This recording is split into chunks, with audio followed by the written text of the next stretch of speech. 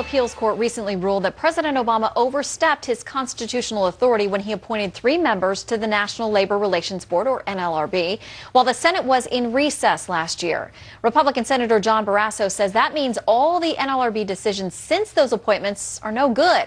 Earlier, I asked him about his plans to block them. Well, I have because this National Labor Relations Board, Shannon, who were illegally, unconstitutionally appointed by the president and made over 200 rulings, and I want to make sure they don't make any additional rulings. Now, the president has said, oh, no, they're just going to keep on going until the Supreme Court finally rules. Well, that could be a year from now. So I want to make sure there are no new rulings and no additional rulings go forward, and that's the legislation I'm introducing.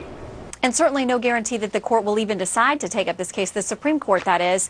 In the meantime, how does this affect business owners, union groups, others out there who are going to be the beneficiaries or, in some cases, not be so happy about the decisions they get? What happens to them?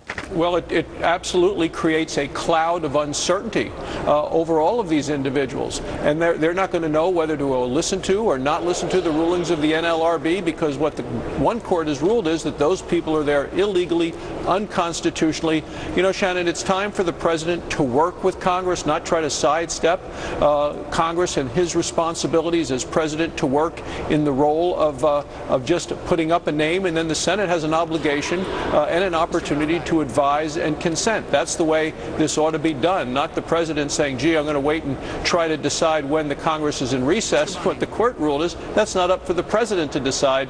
The Senate gets to decide when they're in session and when they're not. The Senate also, in the role of advise and consent, is now considering the nomination of former Senator Hagel to become the defense secretary. He's been grilled by some of your colleagues on the Hill. What are your greatest concerns? I know you've outlined a number. Let's start with Iran. Well, in terms of Iran, I think that Chuck Hagel is not really committed to making sure Iran does not have nuclear weapons. When you take a look at some of the things that he's written with his global zero policy, eliminating some of our abilities as America, maybe even to unilaterally disarm, I think that he is not really right for this job, and that's why I'm coming out against him. And of course, those concerns go hand in hand with Israel, our ally in that region. He's taken a lot of tough questioning about that, and the former senator has said that he absolutely supports Israel unequivocally. That would always be his position as defense secretary, that he has explained a number of his previous comments. Why is that not good enough to convince you? Well, he has a long history of his time in the Senate, things he's written, including a book that he's written since leaving the Senate. And when you look at his history and his record, you have to decide, do you believe all of those things, or do you decide what he is presenting just in one day in testimony? And watching that testimony, I mean, to me it appeared weak and wobbly, very unconvincing. And it seems to me that former Senator Hagel was much easier when he was on the other side of the panel asking the questions than he is now on the other side having to answer them. Defense Secretary Leon Panetta has been very clear that he's very concerned about pending defense cuts through the sequester and through other means.